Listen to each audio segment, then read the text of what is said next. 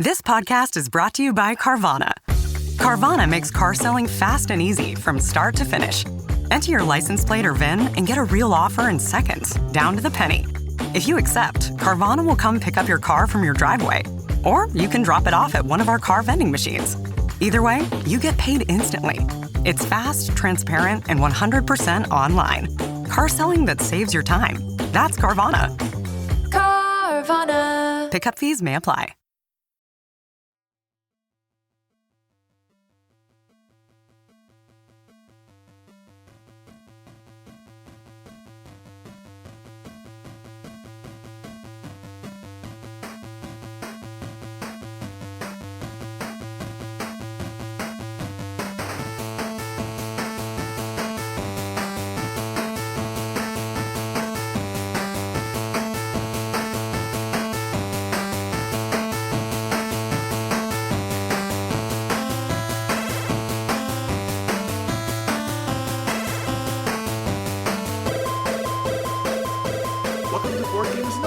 Podcast where everyone's welcome at the table, but of course, no one knows whose turn it is. This is Chris. And this is Anthony. And this is episode 549, Versus All the Battles, None of the Rules. We like to thank all of the Patreon backers for helping us bring you a brand new episode. Hey folks, we are back, and as always, we are taking the latest and the greatest, and we're slamming them together like they're a bunch of action figures because that's how we have fun, Anthony. It's the thing we do. Yeah. We did it as kids and we're still doing it as adults, so fight! Ah! Fight, yeah, it's a metaphorical fight. No, Yes. Not metaphorical. I have these big boxes that are slamming into each other in my office. It's great. I see what you did there. I could, actually. They're all right here. If you think way back, Anthony, when we used to play with baseball cards, which, again, you want to go back in time and stop the younger version of yourself from doing that, but, like, remember flipping cards or throwing cards against a wall to win cards and stuff like that? And basically we're damaging the cards that were, like, so incredibly valuable to us then and even more so now? Yeah. So now, if you did with tabletop games, and this is the ultimate versus episode, and you just throw the board games at each other and see who wins, like, that's, that's a tiebreaker, I guess. Yeah. The funny thing for me is, like, I started collecting baseball cards in the late 80s, early 90s, when everybody's like, these are worth $1 billion, and then all those cards are worthless now, right? Yeah. So I have all those cards. I've kept them. I'm carefully curated them. What I used to throw around like it was worthless was magic cards. Oh my god, no! Because you're playing with them. You're like, because, you have toys, you have decks of cards. Yeah, these aren't worth anything. It's whatever. And so, like, my 9-year-old brain couldn't process the fact that I was holding what would one day be worth tens of thousands of dollars. That's crazy. Yeah. That's really crazy. I saved the wrong stuff. Now, I was a little bit older, and there was 2 games in particular that you play with baseball cards, or I guess any sports card, but baseball cards were the main cards. Football cards really weren't a much of a big thing, and same thing with basketball. I never saw a hockey card, but I'm sure they were out there. Sure. One game you would flip it, right? So the whole idea was you were trying to capture someone else's card, so they would flip first. And if it was face up, you need to get a face up. So, like, you kind of finesse the card, like flick of the wrist to be able to match, and then you would get that card. But obviously now you're literally throwing cards through flipping onto the concrete ground, so not good for the card. The worst was the wall. So what you would do is you would line your cards up at an angle of the edge of the wall, and then the other player would take cards. Again, these are valuable baseball cards. Again, who knew? And, like almost like a shuriken, and like throw it and try to knock the other cards off the wall. So you would hit the other card. So again, incredibly destructive and problematic on all things. But again, I'm a little bit older than you. So, like, we were not made aware that everything was super expensive until like a couple years later, where it was like, yeah, Superman died. And then next thing you know, everything's very expensive. But I think the worst is like my parents' generation, which, again, the further back you go, the less you thought, again, that these things actually had value to them. And they used to take baseball cards and stick them in the spokes of their bicycles and then ride the bicycles, and then the cards would flap against each other. So it would make some sort of cool noise. And they would obviously end up destroying cards like that. that being said, if it wasn't for all these stupid things that kids used to do with cards and comic books and everything else, things wouldn't have value today, right? Because they have value because there's a limited number that survived. Now everything survives because it's like super sealed and, you know, in carbonite and graded, which is weird now for me. Because like I used to do bags and boards and felt like, oh, I'm somehow not enjoying the hobby because it's in a bag and board. And now everything is like, oh, you like those cards? Yeah, they're all in like solid titanium plastic. Yeah. And you can put them on a shelf, but you can't play with them anymore. And you can't touch them anymore. I had a moment. I was like, it was a couple years ago. I'm still a big baseball fan, and very much enthralled with the current playoffs as a Mariner fan. Mm-hmm. But it was a couple years ago, and Cal Raleigh hit a home run, and they got into the playoffs. It was a whole thing. I was like, oh, I should get his rookie card. And I got that in, and it's like all slabbed up. It's all carefully curated. And it was like crazy. I felt like a child. At the same time, I was like, "What? I can't do anything with it." So it goes in a drawer. Yeah, I have it on the shelf here. It's like in a box. I know it's up there somewhere. It's worth way more than when I bought it, by the way, because he just hit 60 home runs. But I'm just like, I guess that's cool. I guess I'm glad I bought that. I don't know where it is. I don't even get to look at it. Sure. It's kind of sad because these things are meant to be touched and seen and played with and, you know, collected in a way that like allows them to be still accessible in some ways. And that's why board games kick butt. They do. Although we've been very careful with our board games over the years. I know people who would leave their game boxes at home and then put everything in like Plano boxes to bring out to the game night, which made a lot of sense. But then you don't have the boxes with you, which felt like the cool factor. But certainly your boxes are going to take damage, and you know, and then it would kind of. I think mentally, I had to get to a point where I could breathe with the fact that my game boxes and things were getting dented. I was just like it's you have to get over that moment, right? Yeah. Because you're like, oh, it's got a broke or it's got a slash or something. You're just like, oh no, like I feel like bad about this. I feel like I've reached a point now where like if a box is a little dinged up, I'm like, that's cool. That means I play that one. Oh, that's funny. Yeah. I mean, it sucks a little when the game's like out of print and you're like, I can't replace it. Sure. Like my War of the Ring box was pretty thoroughly thrashed, and at a certain point, I just bought a new one. But yeah, some of these games have been out of print for a while, so you're like, I mean, the industry's changed a lot. Like, I mean, it wasn't that long ago you couldn't get a game once it went out of print. Like, it was done. True. Yeah. So there were Grail games, and now that games have been reprinted and remastered, and you know, with all the crowdfunding that's out there too, that's radically changed the industry, like tremendously. Like, and it was in the years in which we've been doing the podcast. Like, it's such a major switch over. Yeah. So yeah, it's kind of crazy, but yeah, it's the changing nature of, I guess, all these hobbies, and I think it's also one of the sad nature. New York Comic Con just happened. I don't know. Like, here's a question for you, Anthony, off the cuff. I mean, is the collectible nature of the hobbies that we love for the better or for the worse? Like, for the better, the thing that you love actually has financial value to it. But for the worse, because there's financial value to it, you put it in a plastic steel box thing that's been graded, and it just like, you can't touch it again. Like, it's weird. Like, I don't know which one of those, because like you see with Pokemon cards and stuff like that out there, like everyone's having fun, they're trading, that people open, like this whole TikTok and YouTube channels where just people ripping open bags. Like, should I open this box? This box costs $300. And then they go through the packs. It's like, oh, I made $75 off of that. You're like, I would just fall on the floor. Just be like, oh no, what have I done? Or again, like a box, and we've seen this. There's a lot of like, there's like original Michael Jordan rookie card, like with a piece of original bubble gum on it, like dried to it. And they're like, we're never touching this because it has this kind of intrinsic value. Or this pack of cards comes from like the 1950s and like, we'll never open it. Like, but what's in it? I want to know what's in the pack of cards. I would like, so open it. Yeah. They're like, but it's worth like $100,000 unopened. And like, what if we don't get anything good? Then it's worth like $3. You're like, yeah. And obviously Magic cards too, which is both exploded financially, but also watered it down so much because of all the different IPs out there. Mm-hmm. Again, I feel bad too on the other side. Like the people out there that are benefiting or utilizing this financially are also getting hit hard in some cases in the bad way, but also the good. I don't know.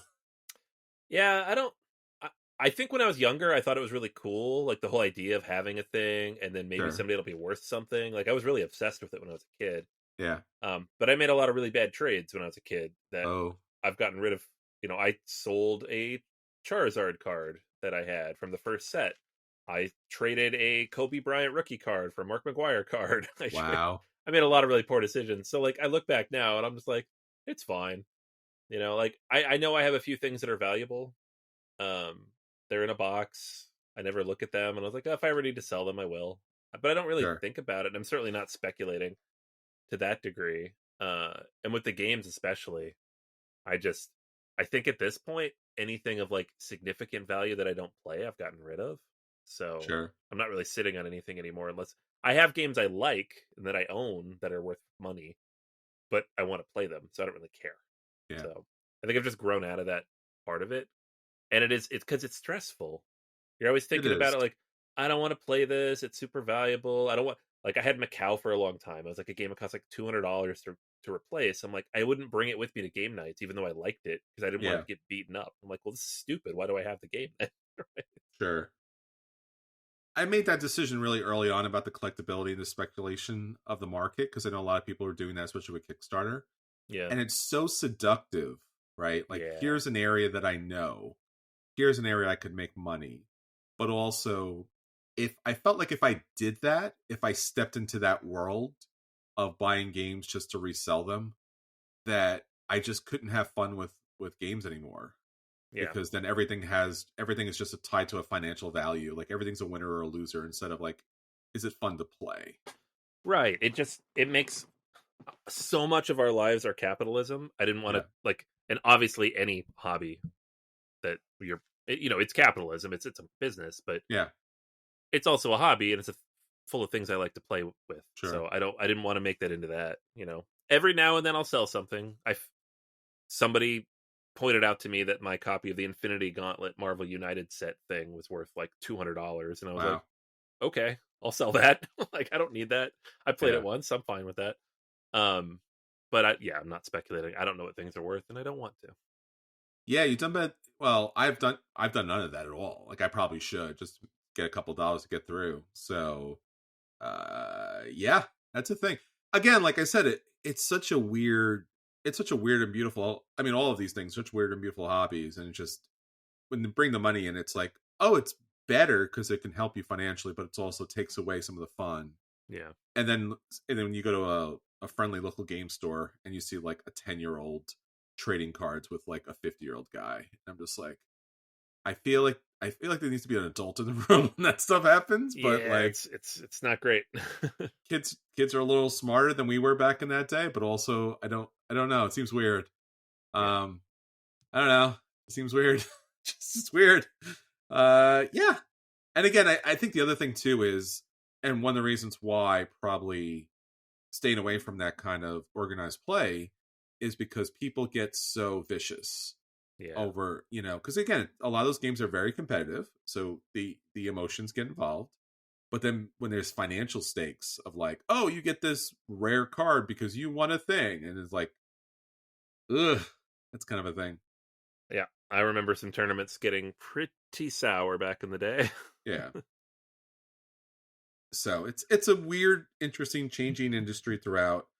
And now with Kickstarter and GameFound and all the other crowdfunding sources, it's really changed a lot of things. Because again, remember back in the day, Anthony, where like conventions were actually an amazing and like an expensive thing to go because you had to get the convention exclusives. Right. Yeah. That's not really a thing anymore.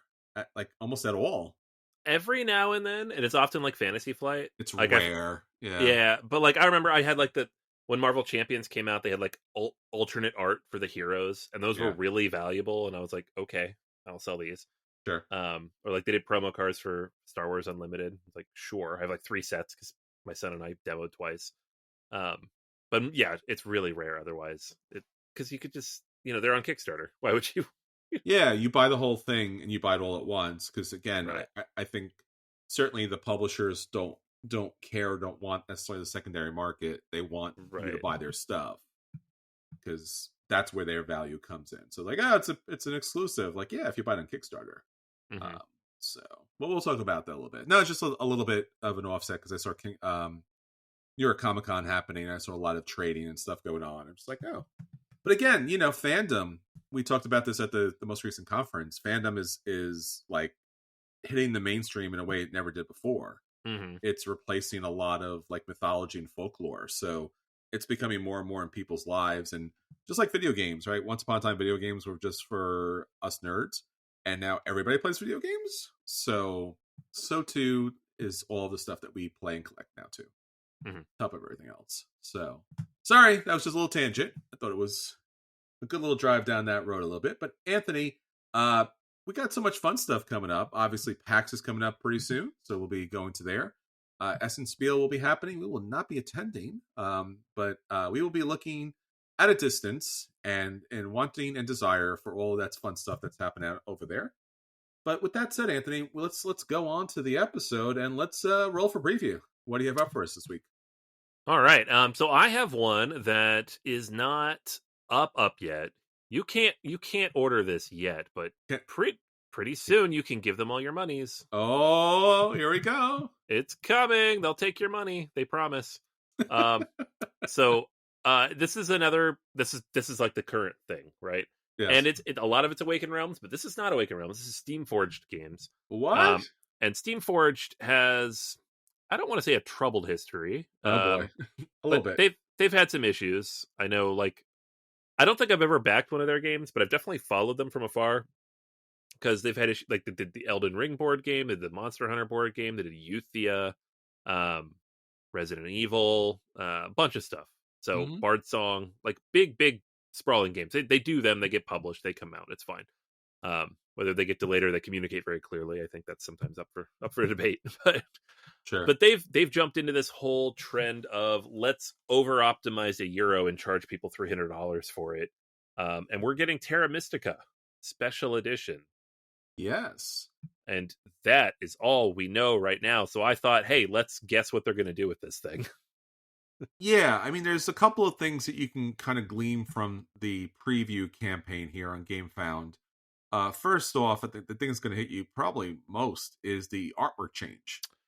That looks about as AI looks. I'm not saying it is. It's probably just like that's an illustration style. Very flat. But very flat. It looks like nothing. It does look like nothing. And again, one of the things that I did love about the original Terra Mystica was the artwork. Yeah. I mean, the fantasy theme and all the different factions and stuff like that. It really it held the game together for me. Right. So that's kind of surprising for all that to kind of like switch. And again, it's hard to tell because all we're looking at the box cover, and again, from the look of the box cover, it looks like a human person with like somewhat normal, like you said, AI kind of artwork, but it seems like relatively. It doesn't look like high fantasy. It looks like relative normal Earth people doing that kind of thing. It's very much focused on the terrain, not on the races. Yes, and again, it's also very weird too because why? Again, Terra Mystica being about this terraforming, why is there not crazy different, lands on this box? Right. It almost looks like a farming game, to be honest with you. Right, a little bit. Now, what's really interesting about this, again, from the very limited amount of text here, is that they are not upgrading. Well, they are upgrading. I'm sorry, they are upgrading, but they're not changing any of the gameplay. So it says, best of all, the gameplay you know and love remains unchanged. Right. That is something I'm not happy about. So yeah. I mean, that's the thing, though. Is like these companies, they come in, they're not making changes to these euros. They're just giving us the shiniest, most expensive version of the euro. Like Castles of Burgundy didn't change. Puerto Rico didn't change. Like those games are Agricola. It's not changing. They sometimes throw in a new expansion or bring stuff that's been out of print forever. Like Castles of Burgundy gave us a new expansion. Yes. Agricola, you could get all the decks, including all the ones you could ever find. It's like an all-in-one ultimate thing, which at this point, I guess you kind of need for Terra Mystica because it has the 3 expansions. Although a lot of people are pointing out there's a new expansion coming out in the spring. Sure. With like all the fan factions, and they're like, Mhm. is that included, or is this going to split the market even further? Who knows? Well, again, Terra Mystica, I would like to see some changes because Gaia Project, I think, does some things better than Terra Mystica, at least the original version. But I understand that Terra Mystica has a following like chess. And again, Yeah. remember back in the day with the forums and all the kind of calculations and strategies that you would put together. So I can understand why. But as you said, Anthony, they're not making any game changes here, which is both odd and maybe good. So again, this is, according to them, this is the definitive way to play Terra Mystica. Refreshed visuals, deluxe components, and everything in one place for fans old and new. So, yay, I guess. Probably. I don't know. Wood? I mean, if they could change the wood pieces to not be Catan pieces, I would love that. So, they will definitely do that. Oh, good. We're gonna get plastic houses and stuff for sure. Yeah, there's gonna be like extra levels out there and different layers and hand back things that you could do, I guess. Yeah, I'm gonna guess like either ceramic or like thick wood tiles for the terrain, acrylic, and then sculpted molds for each of the different types of buildings. Wow. So you're talking about like a $250 game. Yeah. Oh yeah. Okay. This is a company that sells $250 games. Yes. That's what they do. And that's the Awaken Realms model, right? Like, here's a Euro you love, and here's the ultimate edition that costs $250. Sure. Are you the biggest fan? Because if you are, you'll buy this. It is a weird game to do it with, though, because, you know, Terra Mystica in particular, there is Gaia Project, for those who want, like, the sci-fi version. And then they just did Age of Innovation, like, 2 years ago.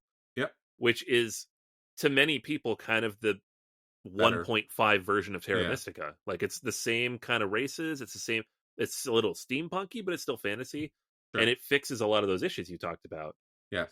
So what is this doing? It, like, I don't know, it's kind of a weird fractured space, because you have Terra Mystica with its like 3 expansions, you have the ultimate big box of that, which you can already get, which is already like $150, by the way, so this version cannot be less than that. And then you have Gaia Project, which also just had a new expansion, and then Age of Innovation. Like, which of these do you want? They're all in print still. None of this is out of print. You can get any of it. Not hard to find. And now you have this big expensive version that's just going to be prettier. I don't know. I mean, it'll make money. I'm not worried about that. Not that I ever would. But it's just a weird one to pick for this with the way the market is right now for Terra Mystica stuff. Yeah, I mean, Terra Nova's out there too. The right. lightest version of Fourth that version. as well. I forgot about that one, yeah. Mm-hmm. So there's a lot of ways to play Terra Mystica that are already out there, as you mentioned, and there's also the expansions that are out there. It's just more and more as the modern age, quote unquote modern age, allows games that come out now to still be in print, whereas normally there was a print run, but because of crowdfunding especially, and also these companies being a little more solid, not being little tiny companies so much more, it's like, who is this for? Because like you said, you own one or if not many versions of Terra Mystica, so what are you really here for? Yeah. I don't know. New fans? I can't imagine a new person just jumping in and dropping $300 give or take on this game. So and again, especially since it's no rules, but maybe like the super fans who want to have the upgraded pieces because like they love Terra Mystica and this is upgraded. So there's your $1 million, I guess, more or less. Yeah, I mean, it'll make $1 million at least. So I don't know. I'm excited to see what it is. I'm not going to back it because I have the versions I like, but sure, I'm excited to see what they do with it and how stupidly expensive it is. We were just talking about things being super expensive. See? Yeah, exactly. Yeah. It came back around. But I don't know. I would have liked to seen something. I would have liked to seen like you mentioned, all the other versions kind of coming together for like an ultimate edition. Yeah. But that is not the case. And again, some people are happy about that. So I am not mad at that because happy people are happy. That's awesome for them. Yeah. Is there a Euro for which you would pay this kind of money for? Because like I did back Castles of Burgundy, and I'm still happy I did. I like it. Okay. But I've not backed any of the other like 4, including this that they've done now, because I'm like, I don't need any of that. That's funny you asked. Yeah. I don't know. That's a really good question, because Euros just generally over the last decade have been pretty expensive. I mean, initially they were $60, but like if you think Caverna was like $90 when it came out, so and Agricola has so many more expansions to it, so that's just generally really expensive. I mean, the Lacerdas were also Lacerda's the first thing that came to my mind, but even those were like what 120 give or take when those came out, and they're already pretty nice. Like, oh yeah, they're amazingly nice. You have to, and again, the Feld came out. I guess it would probably have to be a Feld. That being said, they did come out with the City Collection, and I hate it. So that's true, and I own it. So don't be writing in the comments. I do own it, but yeah, I mean, I guess there are still some games out there that have not, like old Euros that have not gotten like reprinted. Yeah. So, but again, those are like lesser known games out there. I mean, but again, how many of those Euro games really need an upgrade that like, because like if you took a Lacerda, you really can't upgrade it much more. If you took a Feld and you upgraded, which you did do, you didn't do a better job. And also sometimes there's nothing to really fully upgrade if there's not a lot of pieces already in there. Right. No, you need a game like Castles of Burgundy where the piece, like the quality of the components is bad, but the game is really good. Right? That was a game forever you could get on Amazon for $20. Like the crappy old Alea copy of Castles of Burgundy. And that's what I had forever. And I'm like, it's fine, but it's like kind of cruddy and it doesn't feel nice to play with. And so an upgrade, we're like, oh, this is really nice. I can't really think of anything else that fits that bill though. Because like you said, most of the modern Euros are pretty solid. Yeah. And they're expensive as a result. Like, I'm like, oh, Caverna might be nice. I'm like, that's $100 game. I don't need an upgrade of that. Like, well, you're gonna get an upgrade of what is it? Piece for Odin, right? That's a new version. Yeah. I mean, that'll be expensive, and that's an upgrade. But yeah, but that's also an upgrade of a game that's really high quality to begin with. Right. Yeah. I mean, for what it is, it really has a lot of components. I do have one for you though, I think, or maybe possibly two. The Voyages of Marco Polo. Oh, so yeah, that's a good call. Lorenzo. Lorenzo, maybe. It's card based. It's mostly cards. Like, there's not a lot there to upgrade. But Marco Polo, 100%. You could do a mat. The expansion the expansion's been out of print forever. You can't get that. All the promos. Those promos are impossible to find now. Yeah, I'll tell you what could be upgraded from that, which is really simple. Is the camels. Yeah. all the components, honestly, because they're like, which one's a 1 and which one's a 3? Yes. I don't know. Yeah, my Marco Polo expansion somewhere, hopefully. Hopefully I didn't lose it. Hopefully it didn't disappear, walk out. Yeah. But yes, I think that those certainly, those class of games obviously would be nice to be upgraded. But there aren't a lot. I mean, I guess if you really wanted to go far back and really change, like Power Grid. Power Grid's a game that has a lot of maps and could have a little bit better on the pieces on the board. They've done their own like anniversary editions in the past, and none of them are ever good. No, that's what I'm saying. And they keep doing paper money. Like, give us the brass chips. Nobody wants paper money in a game anymore. It's terrible. He loves that. He loves his paper money. I know. I mean, Imperial. If you did, Imperial could be something. Imperial 2040. We don't have like a really nice, fancy version of any Matt Gertz games, do we? I mean, Concordia. But that's not that fancy. That's just. Yeah, I mean, the cards are very nice. The artwork is nice on that. I mean, the boards can be a little bit all over the place as far as art concerned. But I think Concordia. I guess the thing that people hated was the cover of the box. Yeah. Right. That lady on there. But they did change her. Right. They did upgrade that artwork. So I guess Concordia. But the Matt Gertz game. If you want to play a really good game, let me put it this way: if you want to understand how the world operates, like legitimately. And I mean, global politics and how it's ruled by oligarchs and everything else. Like Matt Gertz, Imperial, and then obviously Imperial 2040 is better. But again, it's a very brilliant game. But I think that game also had, I want to say that also had paper money, if I remember correctly. Yeah. That was I have a copy of the original somewhere back here. So yeah. Good times. Good times with fancy games, doing their fancy things. I look forward to seeing it. Yeah. More Terra Mystica, man. Yeah.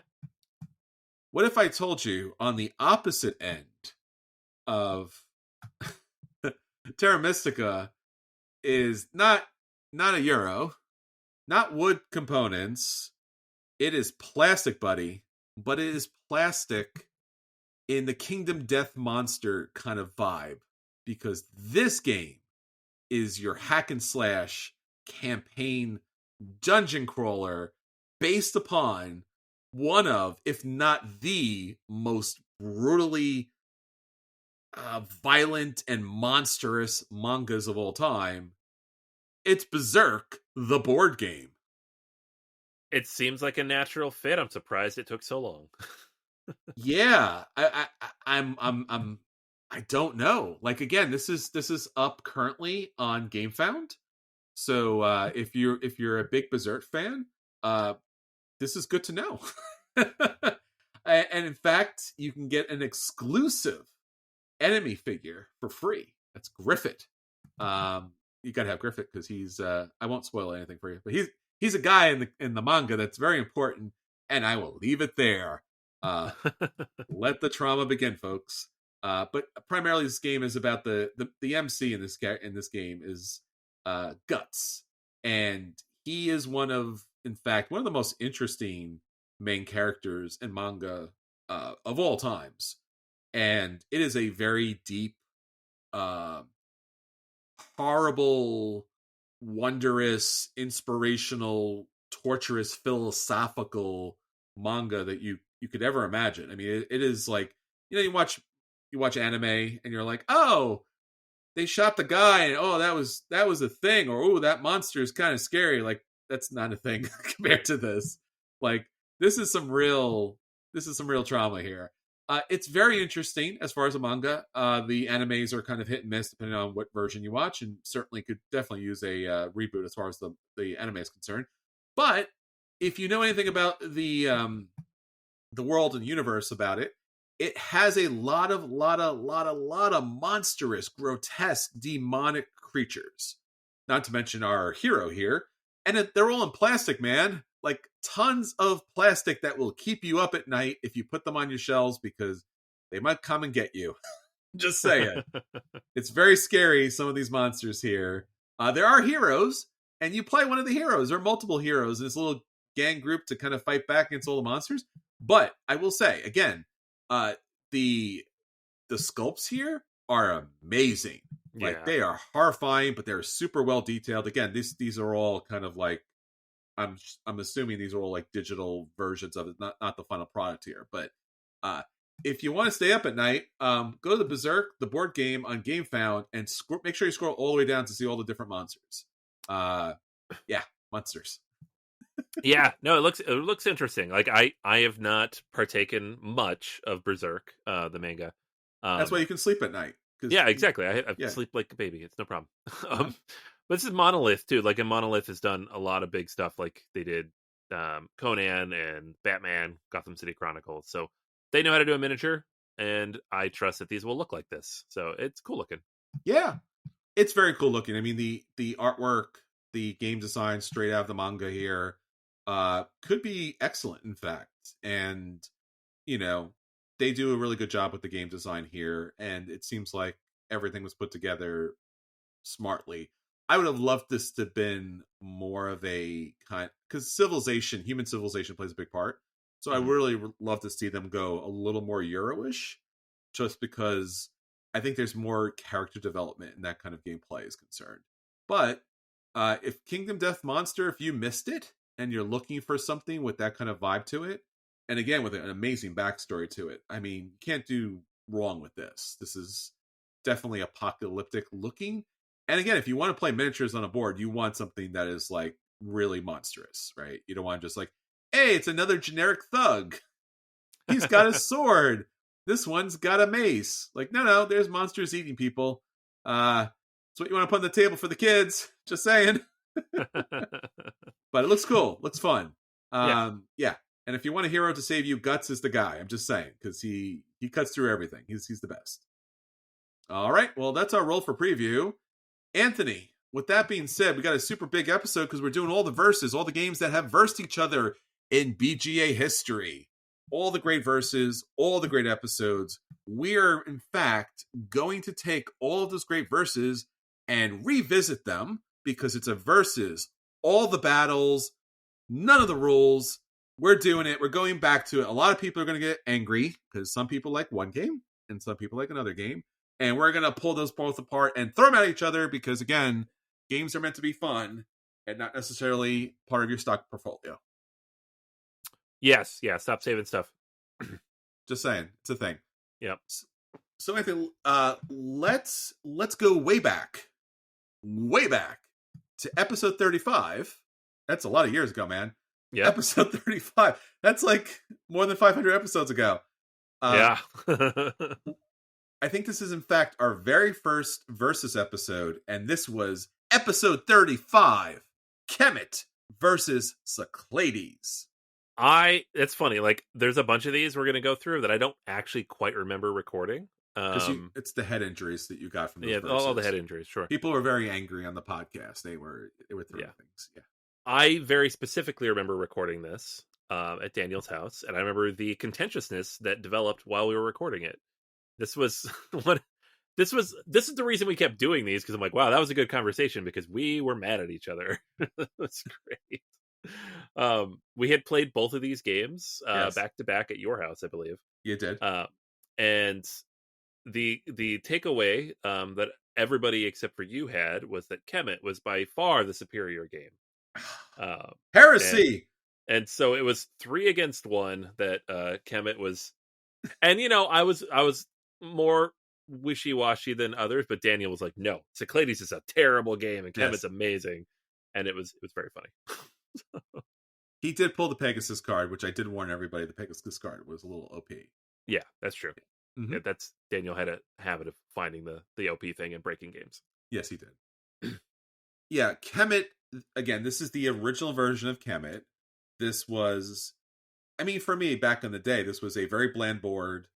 What was great about Kemet was you couldn't turtle in a corner. You had to get out there to gain victory points. It was soldiers, warriors, monsters on the map.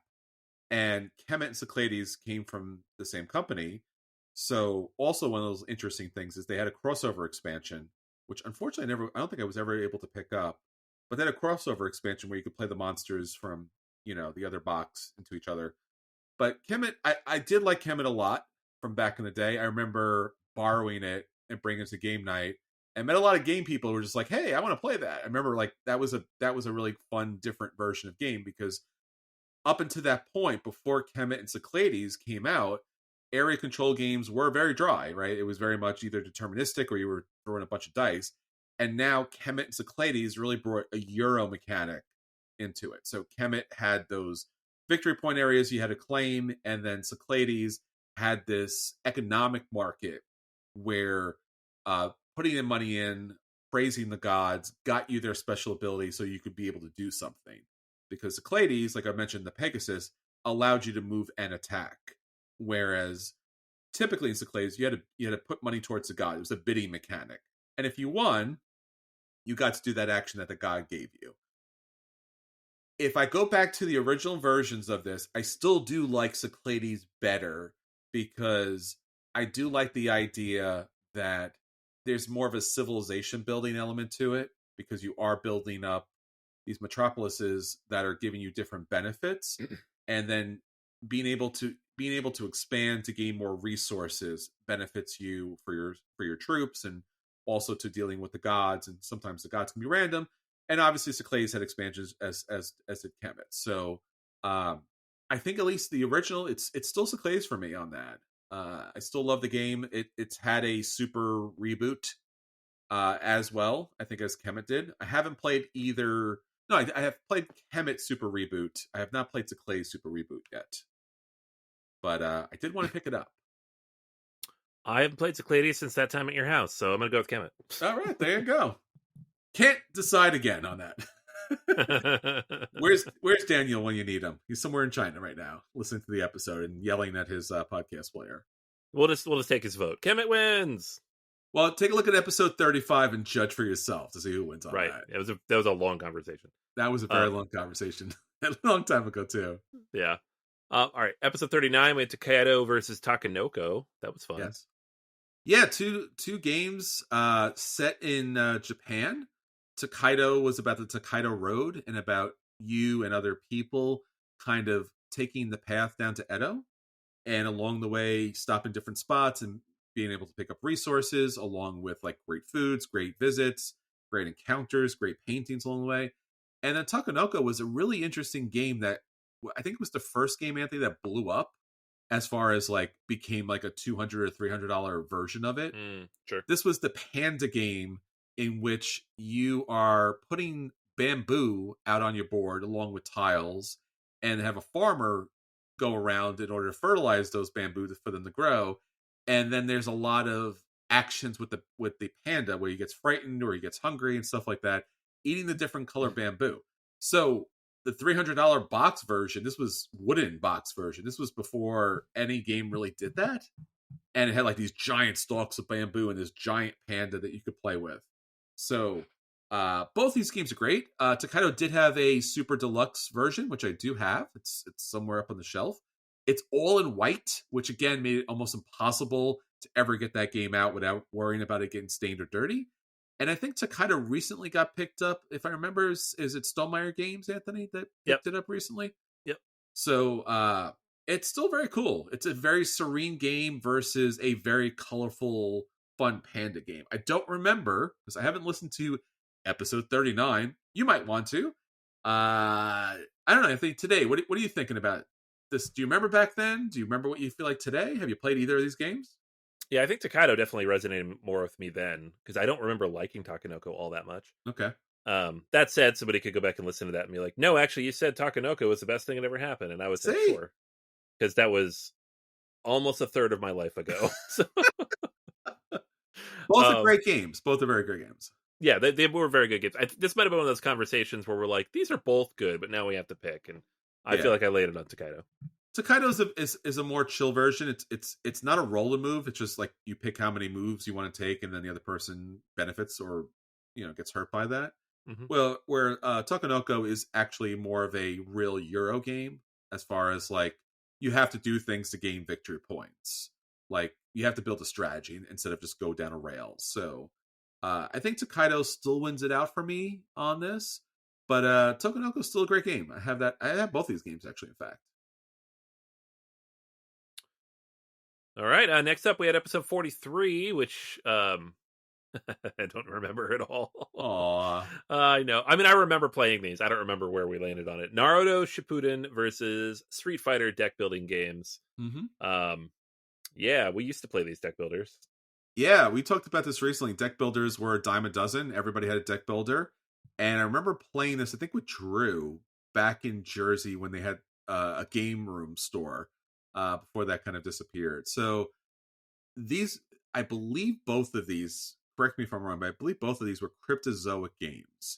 Yeah. And Cryptozoic was really famous for their Cerebus engine, which meant like, basically it had a very easy, we used to call it a potato chip game, as far as like the DC deck building game, where it was a very simple version versus like the Marvel Legendary game, which had a lot more complications put into it.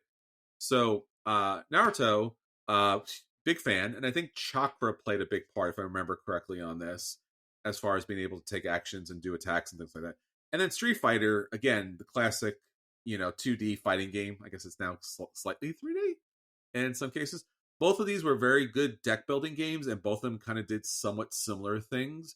I believe Naruto's Shippuden, I did like that a little bit better because the Chakra gave it an extra mechanic where Street Fighter didn't have like the same level of new stuff that was in play here. Yeah. That sounds right. Listen to episode 43 and find out more, I guess, on that. So yeah, that's a tough one. I don't remember playing. You may not have been on that episode. Maybe that was an episode that you weren't on, because I'm wondering if that was when you had the baby at that point, 43. I don't remember if that was 43 or it's somewhere in there. Missed a couple of episodes. Around episode 50. You left me alone with Drew, is what I'm saying. I did, yeah, for like a month. I think that was a relatively about the time, because I think I was editing those episodes on top of posting those episodes on top of everything. So the editing is not great. I'm just saying. I remember the first episode you edited was 48. I do specifically remember that. Because the audio tracks got split. And yeah. It's still there. But the style of what was that? Was that Feld game with the taking pictures of the animals? La Isla. Yeah, La Isla. Yeah, there you go. I thought a little bit earlier, but yeah, I remember that. Good time. Yeah. No, it's good stuff back then. All right, next up we had DC deck building game Crisis Expansion versus Marvel Legendary. See? More deck builders. It's all we did back then. It's all we did. That's all we did. And no one cared about the cards in the game until like Legendary people finally started carrying and then had to sleeve all of their cards, which seemed like a punishment, like a real punishment. I did love the freedom of a good deck builder back in the day, because that's how it felt playing Magic in 1993 before you realized they were worth anything. Yes. You just like, mess with them and fold them all together and then cry a little bit in 10 years when you remember what you used to own. That's when you used to put penny sleeves on things too. Oh, yeah. And now it's just like, oh no, I have to get the sleeves that are like, 4 microns or whatever it is at this point. Sharp enough to cut you. It's true. It's like, can you shuffle this? No, my hand's bleeding. I want to shuffle this. So this is a really interesting. This is a different take, because the DC deck building game, we just talked about this. Cryptozoic, Cerberus Engine, they came out with these expansions where like it really mimicked all the great stuff that happened in the DC comics, where all these different worlds and universes and the factions were fighting together. But it was a very simple, engaging kind of game style that you could just sit down and play. Marvel Legendary was a system. And what was interesting, both good and bad about Marvel Legendary, is like, technically it's a co-op game, right? Mm-hmm. But there was some sort of like, if you had the most points individually at the end of the game, you won, which was like a little side rule for some reason. I don't know why they did that. But also the problem with Marvel Legendary, which is also the benefit, was you could swap out the main villain and I guess some of the minions and stuff like that. And sometimes you would just play the game and you could not win for the life of you. And sometimes you won the game really simple and easy. So again, certain heroes work better against certain villains and vice versa. So I feel like Marvel Legendary, certainly as it's gone on, is by far the better game. Yeah.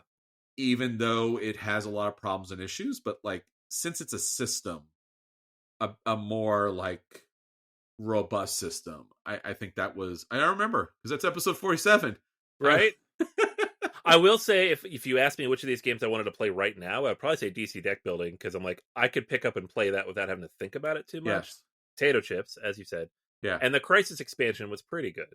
Yeah, the Marvel Legendary, like, I have a lot of appreciation for it. Like, the Aliens version, I feel, is the best version of Legendary. Right, yeah. But the Marvel Legendary was a haul, because it took a long time to set up. It took a long time to break down. It's a lot, and the game could go forever. Forever, yeah. It's going to take between 90 minutes and 4 hours. Yeah, and like I said, you could just win easy, too. There's just random cards that kind of came out there. And again, the weird kind of end mechanic. So, yeah. Episode 47 on that. Yeah, that's a good conversation. Episode 51, we were very excited about this one. I remember playing this at my apartment in Brooklyn. King of Tokyo versus King of New York. And I remember exactly where we landed on this, and I think I might have changed my mind since then. Whoa. Yeah. So, King of Tokyo, the original, King of the Monsters, King of the Hill. You get a monster, you fight people to get on top of the hill, you score points while on the top of the hill, but you don't have to get to the top of Tokyo to win the game, because it is a victory point game, and you can gain fame to win, or you can knock everybody else.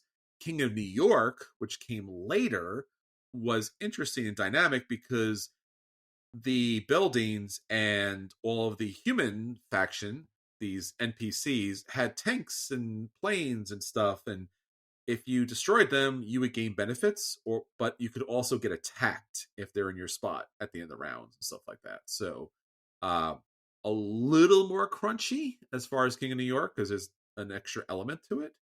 But Anthony, I think I know what you're saying, because we played this recently, not that long ago. Right. Yes. It's a so the thing about King of New York is when we first played it back then, we're like, oh, this is great. It adds more stuff. Yes. It's more interesting. It's more of a gamer's game. Yes. And I feel like I was new enough to the hobby that that's what I wanted. Like I didn't want games that talked down to me. Or that's at least how I felt. Mm-hmm. Fast forward more than a decade, and I'm like, well, I want games that I can play with more people and that are easy to teach and that have replayability and longevity. Sure. And King of New York kind of fails on a few of those checkpoints. It takes a lot longer to teach, even if somebody knows King of New York or King of Tokyo. King of Tokyo, I can teach that game in like 30 seconds. Everybody knows a Yahtzee mechanic, and then you throw in the power-up cards, which you can do as you play. I like King of New York a lot, but King of Tokyo is just like, it's an all-time classic, especially now, like 15 years after it came out. It's like easy to look back and be like, oh, that game is great, and it works in a classroom, and it works with my kids, and it works at a convention. Yeah. King of New York hasn't done any of those things because it's hard to get out as much. Yeah, I would agree. I believe King of New York was the one I liked better as well back then, and I still own it, and technically I still like it better. Right. That being said, like you said, King of Tokyo is just much more accessible. Yeah. That extra rule with the buildings and the tanks and the planes and everything else just kind of adds a little more complexity to it that maybe King of Tokyo did not need to have. And then obviously King of Tokyo went on to have more complex expansions and different games, which is just like, I think you should have stopped. Like you kind of did it already. So yes, I think King of New York is the better game, just like technically, but King of Tokyo is probably the one I'm going to probably pull almost always, unless I want to show somebody, look, this is New York. Isn't that funny? It's New York. Yeah, that is cool. Whereas Tokyo really doesn't have any kind of like dimension to it. It's just like random shape on the board. Right. Yeah, that's true. Yeah, okay. So I love how we're both on exact the same page, but we both switch sides. That's great. There you go. All right, episode 56 was definitely a 1v1. Boss Monster versus Munchkin. Sure. I don't like Munchkin. I still don't like Munchkin. It's not a game I enjoyed playing. Boss Monster, back in the day at least, episode 56 day, back in 2014, 2015. The original. The original, yeah. They have Boss Monster 2 out now, all the expansions for it. They have Overboss, all these different games. It still holds up. I've played it not too long ago. I've had my students play it. I played it with my kids, and it's a fun, clever pixel art game about moving through a dungeon and stopping the heroes from moving through your dungeon. Munchkin it's Munchkin. I mean, I respect and understand why you like it. It's not for me. Sure. It's that competition I beat you at, right? That's what you're talking about. It's a game where the first hour of play is meaningless. That's what it is. Well, yeah, if everyone gets up to the... Yeah. So, again, Boss Monster is classic 8-bit kind of, you have you versus the other player, you're building out the dungeon because you're the bad guy in this game. So you're the boss monster, and then the heroes come through either yours or your opponent's level, more or less. And again, based on how you build up your level, they'll be attracted to those things. And then again, like you said, Munchkin is, you're a Munchkin. You're this kind of fantasy character in a very humorous kind of way. Both of these games are fun, right? They both have a comical, humorous kind of tone to them. And they're both homages to the games that they're drawing from, right? So both things are very cool. I still do like Munchkin better. I do agree with you. There is one version, I think it's Apocalypse, that actually has a, endpoint to it, where all the other Munchkins, like you said, everyone rushes to get to level 10. Everyone else tries to stop them from getting to level 10. So typically what happens is everyone gets to level 9, and then whoever has enough cards to get to level 10 gets there. So I do think that is a fatal flaw as far as the game's concerned. Boss Monster still does bother me in some cases. Maybe they've corrected this in the later versions as far as like when you play cards against each other. Sure. And just generally what comes up as far as what you can build, because maybe you don't get to build the thing that attracts the thieves for some reason. Then you're just kind of stuck there with particular cards. Both are still great games. Both are a lot of fun. I still preserve, Munchkin a little bit more on that side. Yeah. So we're in the same spot there. Yeah. Not surprised on that one. Episode 94. So we took about a year off from doing these, but we came back and we did a big one: Suburbia versus the Castles of Mad King Ludwig. So Suburbia, a game that we've played recently, the collector's edition, just a few months ago, is a game about building a city. So every round you'll be able to purchase a tile from the center market and place it into your personal tableau. As you build up your tableau, you're going to go up in population, which will then cause you to potentially go down in revenue. You're trying to balance out those things throughout the game and of course with the most points. But all the tiles will reference each other in some way, and certain things can go next to other tiles, certain things cannot go next to other tiles. It's a lot of tracking. It's a lot of keeping track of like, oh, I need to get 2 reputation for every office building that is next to a park. Okay, well, I forgot I added that one. Oh, you added one over there. I didn't know that. That it's always been the one challenge with that game. But I love it. It's I do have the collector's edition. It's one of my favorite city building type of games. Castles of Mad King Ludwig is like building on that idea, and like originally they even told us like we made this game because Suburbia is not popular in Europe. Yeah, like they don't like city builders. That's not a genre they have over there because they don't rebuild their cities typically. It's a very American centric thing. So like castles, you're building castles. You have castles, right?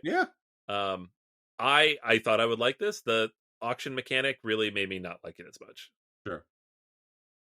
I've played Suburbia recently, and I did play the Castles of Mad King Ludwig recently too, and I did actually play them on the app version on this. Suburbia plays better on the app version because it's Suburbia is basically more or less kind of a solo Euro kind of game. There's very minor interactions as far as you can benefit from other players, but there's no attacking or stealing or destruction or anything like that. Not in the base game. There is some later in the other expansions. Yeah, the Castles of Mad King Ludwig, there's more interaction as far as the auction's concerned because you are fighting over certain pieces and you are setting the market. You don't do that in Suburbia. The market is kind of set. You know, you could kind of throw away a piece or two, but you're really going to take a hit if you do that. So it's typically not worth it. I've enjoyed both these games. The new Suburbia Super Deluxe version was something like I really love Suburbia. I was like, I should get this. But again, the Castles of Mad King Ludwig has the Super Deluxe gigantic pieces, which I have not yet played. So I really do want to play that if I can find a table big enough and someone who actually has the game out there. The Castles of Mad King Ludwig, as far as a base game, is not as good as Suburbia, period. The expansion is actually the first thing that makes it look like a castle because it has the moat. It has the sides of the castle and thing like. Before that, just like here's a bunch of random squares and circles. It's a castle. So as far as base game's concerned, Suburbia is certainly better. Cool. Yeah, I haven't played Mad King in a long time, but I think I'll land in the same spot. Yeah, I mean it's a little more interaction, but that's again, you have to have the expansion to really get a vibe for it. Sure. Episode 117, we hit up Lords of Waterdeep, all-time classic worker placement game, with the hotter worker placement game of the time, Champions of Midgard, so Vikings. Yeah. And this is a funny one to look back on because I feel like Lords of Waterdeep, at least to me, has held up as one that you see around as still one of these entry-level gateway worker placement games. It's the D&D theming. It's remained in print throughout. Sure. Champions of Midgard comes and goes. It's had a few Kickstarter campaigns. I know people who love it. I've had copies of it over the years, but I don't see it anywhere. I don't think I've seen this game played in half a decade. That's not to say it's not good and people aren't playing it. I just feel like Lords of Waterdeep has withstood the test of time more. Yeah. I still have my copy of that, whereas I've gotten rid of Champions of Midgard, for example. Yeah, I think Champions of Midgard evolved into other games. Like there's other versions of that. And I don't think anyone really truly remembers. Like you said, there was a reboot of Champions of Midgard, but like I don't think everyone remembers it. They only remember like, oh, there's a bunch of other versions of this that you could play that are different. And since they're all fairly similar, they kind of blurred together. Lords of Waterdeep, after the first expansion, never did anything else with that game. No. And again, we've talked about this endlessly. You have to have the first expansion to really open the game up. Episode 1, people. That being said, like, even the base game, again, is very standard worker placement. Champions of Midgard, you're rolling dice, which is kind of fun, and you're fighting monsters. Whereas Lords of Waterdeep, they're going to a place and they're not coming back. So, yeah, that's true. Bye, cubes. It was nice knowing you. But yeah, Lords of Waterdeep has stood the test of time, and I don't remember the last time I played Champions of Midgard, but it's not a bad game. I don't remember what I said back on episode 117, but you can check it out and find out. Yeah, I feel like my take back then was Champions of Midgard was better. I don't even know if I disagree with that now. I just haven't played it in a long time because, like I said, I stuck around. I think it's like the T games from Board and Dice. There's just so many versions of this. Yeah. You know, and again, I think when Champions of Midgard came out with the super deluxe crowdfunded version, it was really expensive. Yeah. Yeah. Not by today's money, but back then, sure. Yeah. All right, episode 121, one of our more contentious episodes. We did War of the Ring versus Star Wars Rebellion. Now, I knew I stand War of the Ring back then, and you were the Star Wars Rebellion champ. I don't know where we landed on this, which is funny because I remember we talked about it for like an hour and a half. Sure. But which game won out, I'm not 100% sure. But I will say War of the Ring, you know, my favorite game of all time, now retired to the BGA Hall of Fame, no longer on the top 100, but you know, consider it number 0.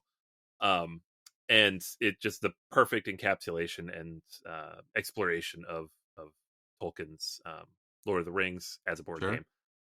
Don't have to go into it too much because I've talked about it so much in this episode, but it is just the perfect IP as a game to me.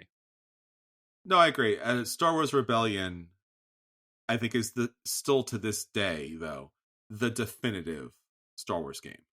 Oh yeah, no, this is definitive Lord of the Rings game versus definitive Star Wars game. Mm-hmm. So I think honestly, I feel like we might have ended with like, which IP do you like better? Was our answer. It's so hard because again, there's so many different elements. I mean, these are amazing 2-player games, so you can't really go wrong. It's just, again, like you said, which IP do you like better? And again, it's so funny because again, so many of the game mechanics are identical. Yeah, on both sides of it. It's you know, you have the hidden movement component, the 1v1, the asymmetry between like the big evil empire versus the scrappy rebels. Yeah, it's a funny thing. Alternate versions of the actual main stories that you can play out. Yep, which is revolutionary for back in the day because again, you would never think to do that. Like it had to play on rails, otherwise nobody wanted to play it. Right. But now you could do something completely different, and it had Star Destroyers, man. Yeah, Death Stars. I will say though that again, I obviously Star Wars Rebellion came later. That was a better production. Oh yeah. I mean, that's the thing though.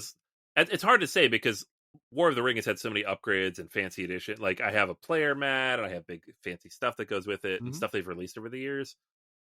Base box, just buying it off the shelf, sure. Did they ever make the actual player pieces any better quality? Because it was board game plastic from back in the day. Yeah, no, I don't. I think they updated the sculpts in the most recent version, but I don't have that version. Yeah, I mean, there's the Ultimate Edition version, which had the painted miniatures, but I don't.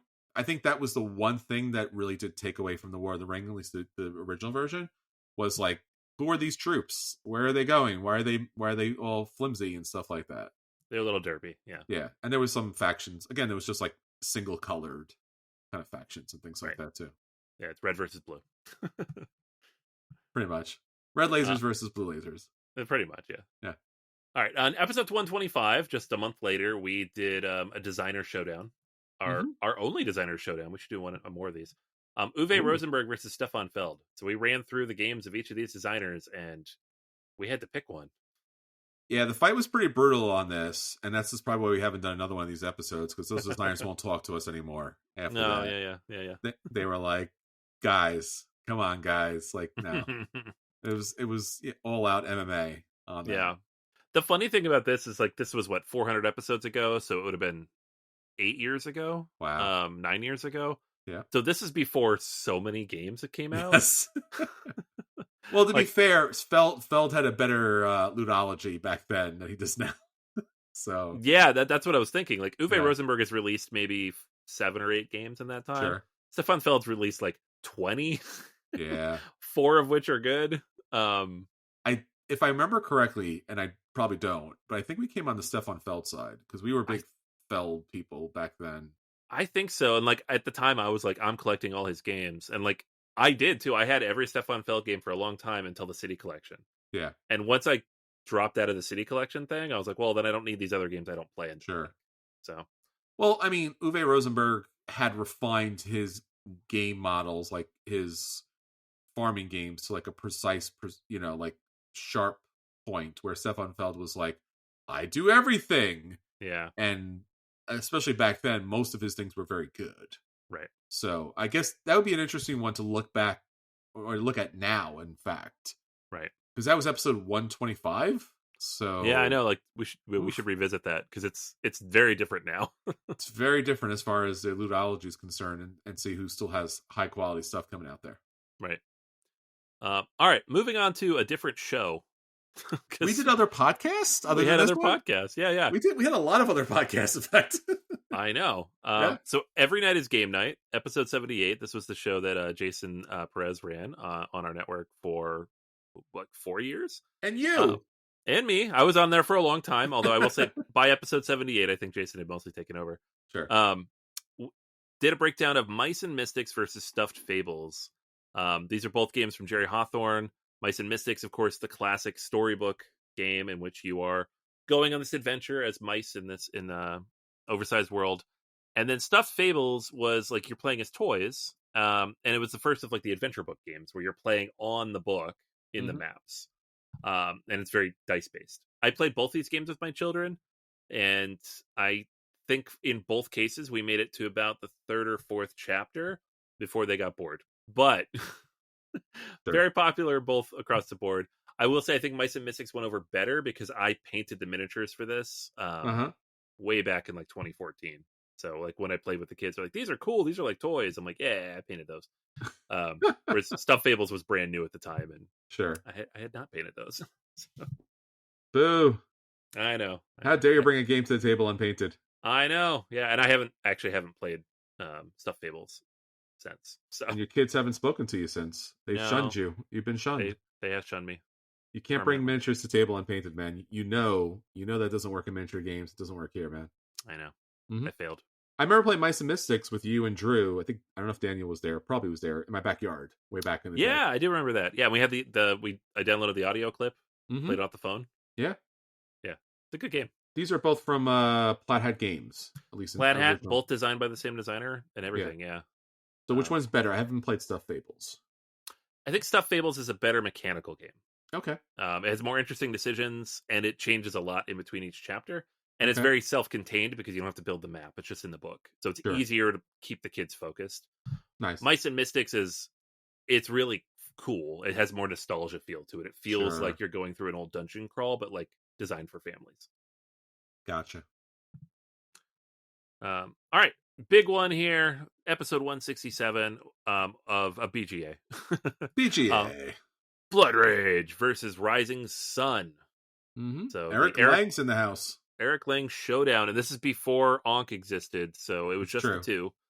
Blood Rage, of course, the classic drafting game in which you are trying to either kill all the other Vikings or be killed by all the other Vikings, depending on if you got the Loki cards or not. And then Rising Sun, the quasi game of diplomacy set in Japan with all the yokai and stuff. Mm-hmm. I famously don't love Rising Sun. I haven't had great plays of that. Blood Rage I do love, so this was an easy one for me. Yeah, I don't remember which path I take it, but I do have a lot of affection for Rising Sun. Yeah. Blood Rage I've played a ton of times. Like I even bought the apps and stuff like that. Rising Sun just never got the attention. And it also had a challenge with having like a lot of expansions material to it, where I don't think that stuff was play tested out. And in fact, it also had some other challenges to it, which were also benefits, was like you got to team up with other players. So you had a teammate that you would play with each round, and then you could switch those teammates up as the game went on. Like no game does that, as far as I know. At least if we're not, like it's just amazing as far as that's concerned.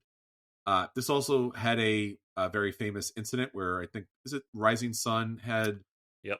one. What do you remember what it specifically was? It was, they took it off of Wikipedia as far as. So it was a joke that somebody had posted on Wikipedia.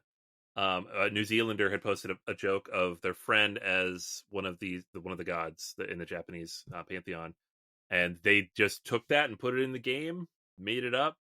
I had the miniature around for a little while. I did sell my copy at some point, so that had to go.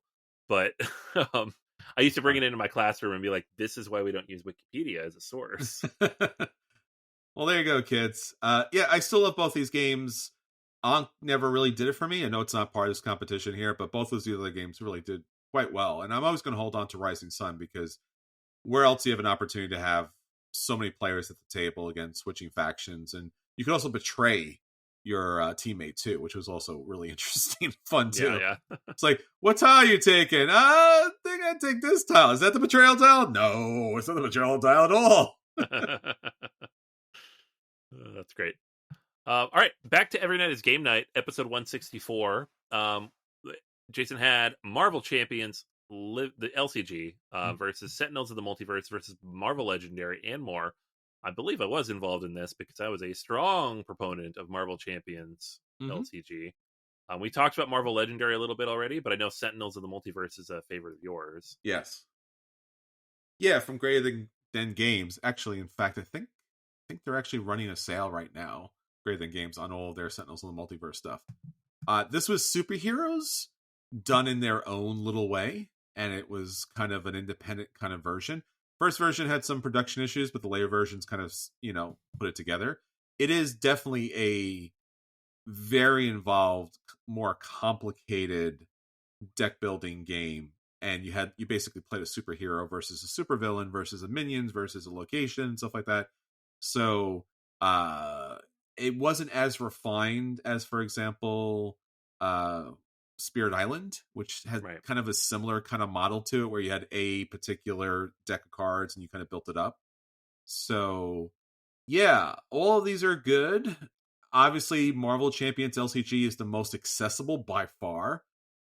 Sentinels of Multiverse is something I've played multiple times. I own multiple expansions, but it does take a serious investment from serious people to play. Yeah. Marvel Champions is good. Yeah, Marvel Champions is definitely the easiest. I have all the stuff for it, but if somebody popped in today and said, "Let's play this," I could get it set up in 15 minutes and teach it in 5. Excellent. Because you don't need that much, and the game's like an hour. So yeah, I think it. Even though it's still going, I think even back in the day, it was an easier game to get to the table. And Marvel Legendary, we talked about that already. It was just an interesting, dynamic, wonderful thing that they were able to do, but also challenging and iffy and problematic in some other ways. Sure. All right, next up we have episode 371, in which we do talk about Ankh. It came back! Yeah, Ankh, Gods of Egypt versus Kemet, Blood and Sand. I can't remember. This is the thing. Did we do this after we played the games, or is this when they were on Kickstarter? Because they both came out on Kickstarter within like a week of each other. True. That was a weird thing that those companies did. Yeah, because it literally made me choose one. Yes. And I'm glad I chose the one I did, because I've played Ankh a couple times, and I like it fine, but I would much rather have Kemet. But literally, I was like, well, I don't need 2 games with the same theme for the same amount of money at the same time. Yeah, we already talked about Kemet. Blood and Sand was a very good version of the game because it integrated some of the earlier expansions and mitigated a lot of the problems of the base game. Ankh, Gods of Egypt was interesting because in this, it was a little bit different because you played the gods. Mm-hmm. And there was this interesting game mechanic where when it got down to the end, players got knocked out, but not really knocked out as much as merged together as this new kind of format as far as team play is concerned. So yeah, I mean, I played both. Kemet, Blood and Sand is just a super wonderfully refined version. Yeah. And Ankh's Gods of Egypt is a great game under certain game conditions if they play out as such. That's the best way to describe it. Yeah. I've played this game 2.5 times. One time was really fun because it played out very nicely, and the merging at the end, it flowed smoothly. One time was very not fun because somebody had run so far out and ahead. and just like really messed with the balance of the game towards the end. And the other time, somebody got so mad that we just stopped playing because it's it's an Eric Lane game, and that happens sometimes. So yeah, and the gods in that game are very specialized. Yeah. So if your god is not benefiting from its special ability for whatever reason, someone else is, oof, you're gonna have a bad time. That's for sure. Mm-hmm. All right, episode 386. We did a breakdown of Lord of the Rings games versus Game of Thrones board games. Now this is interesting because I remember when we talked about this, I'm like, oh, I guess how many games are there for these? And we had like lists of like a dozen for each IP. Yeah, there's a lot of games. So a lot. Highlights on the Lord of the Rings side, of course, we have War of the Ring, but you also have Lord of the Rings, the card game. You do. Yeah, Battle of Five Armies. Yeah. We have like just a bunch of stuff. The Confrontation, the old one. Game of Thrones, we have Game of Thrones, the board game, as well as Song of Fire and Ice, the miniatures game, as well as Game of Thrones, the living card game. Yeah. So they match up pretty evenly. They do, yeah. With the difference that Lord of the Rings games tend to be one-on-one. Sure. And Game of Thrones games tend to be like melees. Yeah. Like big group games. Yeah. I'm sure I laid it on the Lord of the Rings side with this one, but I do appreciate what Game of Thrones has done in terms of theming in games. Yeah, I mean, from an IP point of view, I mean, I Lord of the Rings I love much, much more. But that being said, Game of the Thrones, just strictly the board game, is a modern day classic because it's a war game where you're able to join forces with other players. And again, just like, I guess in some respects, Rising Sun, you could also betray them too. Like, not give them the support that they need. The expansion obviously really kind of solidifies it because now you got I think the Dance of Dragons comes in. Yeah. If you play with a full contingent of players, I think it's 7, at least on the base game, it's a great game because it's so dynamic. You do have to have resources. You do conquer areas. But like, again, there's more to that kind of board game. But like the betrayals and all that other kind of stuff and the alliances is so much Game of Thrones, and you're playing that part. Whereas Lord of the Rings, it's one of the most amazing stories of all time, but you're never really playing a role. Like, you're not playing that dynamic at the game table. You are with Game of Thrones. The Game of Thrones, the card games that we played, the LCGs, were fantastic. Yeah. And just all the different dynamics that came into play, and there were some deck building elements going into that too. And then the second edition came out, which was even more streamlined. Yeah. So I don't remember what we picked there. Obviously, the story on one, but I think the Game of Thrones, the board game for game mechanics was better, just because I think that was more refined. Nothing's going to touch War of the Ring, of course, but I think Game of Thrones, kind of like Uwe versus Feld, had more different things at play. Yeah, that makes sense. Yeah, I'm sure I just homered for War of the Ring the whole time because that's what I do. But it's the more refined game. It's the more refined game. Like, there's very few games ever like that. Just Game of Thrones had different things, different dynamics. No, it's a brilliant game, and like, people have been trying to make a game like that for 15 years now, and there really isn't one. No, that pulls it off. Yeah. All right, and the last one, which we just did a few weeks ago, is episode 534. Andromeda's Edge versus Dwellings of Eldervale. Yeah, I guess the update here is Andromeda's Edge has got an expansion coming out that I think we both backed it. We did, yeah. We did. Yeah, and it was great. It was affordable, and you could get it separately, and it had all the stuff. It was only like $30. It was like, hey, this is the most consumer-friendly crowdfunding campaign I've ever seen. So, shh, the tariffs will hear you. Yeah, well, yeah. But yeah, that was great. I think we both landed on the Andromeda's Edge side because Dwellings of Eldervale is fantastic. It was on my top 100 for a little bit before Andromeda's Edge came out. But Andromeda's Edge is it's so much more. It's both bigger and more refined at the same time. I mean, I feel really bad about this. Dwellings of Eldervale, like, they're now putting up ads. They're like, oh, we have copies in stock. And I'm like, like, I don't know. It took so long. Look, I still want to own this game if I can get the sound bases. I'm just saying. Yeah, well, yeah, obviously. But I no longer feel like, again, since Andromeda's Edge is out, I don't feel like I need. I don't want to pay the same price. Right. I feel like Dwelling of Eldervale has come out. It's older. It's not necessarily a bad thing, but like its game mechanics has been readapted in a better version. Yeah. So if Dwelling of Eldervale is like 40% off or something, I'll pick it up just to have it. But I don't feel like I need to have both right now at full price. At discount price, absolutely, because I will play Dwellings of Eldervale. Again, yeah, pretty cool stuff. Pretty cool, man. Yeah, there you go, folks. All of our versus battles. If you have one that you'd like to hear, let us know. We're going to be back in the saddle? We're going to do it again?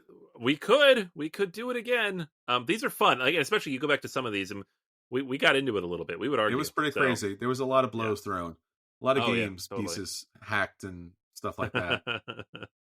No, again, I think this is one of the really most interesting, fun things about tabletop gaming is that, for better or worse, like there's, again, game mechanics, you can't trademark them. So somebody could take the same game mechanics, more or less, and make a different version of the same game.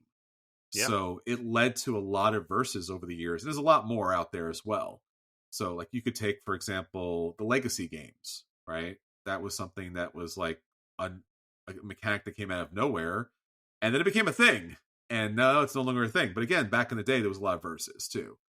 And obviously there was, and on the other side too, there's some games that have almost nothing in common. So like Lost Ruins of Arnak versus Dune. Like, that was a versus. I don't know why, but we did it. We did a thing. That was the thing that people talked about for some reason, because they came out at the same time. Right. Yeah, and I don't think we ever did that episode. Nope. But because we don't agree with that versus. It does not meet it does not the meet general the premise of that argument is flawed, yeah. Yeah, like I want to, again, they are deck builders. I get it. You do things on a board. I get it. I don't see it. And we've talked about the versus version of that, just generally as a concept. But also, to be fair, it was COVID and there was a lockdown. So, yeah, that's fine, people. It's fine that you did that. We're cool with that. Yeah. But as like Anthony said, there'll be more versus in the future. So hit us up, let us know. And again, thank you all for listening. So until next time, this is Chris. Hey, this is Anthony. And we'll save you all a seat at the Battle Dome.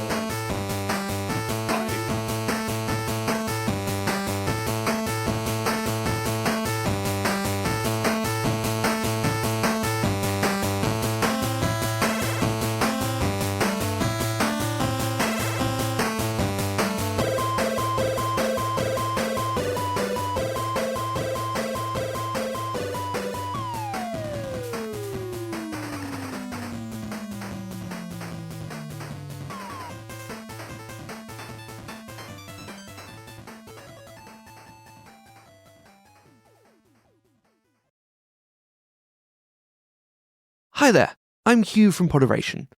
If you like today's show, why not check out Dungeons & Dragonfruits, the bizarre, strange, and queer in every sense of the word D&D podcast. Join 5 friends as they laugh, learn, and adventure their way through the weird, wonderful world of Widdershins, where dragons hatch from trees and have adventures of all forms in every shape and size. Available wherever you can get your podcasts.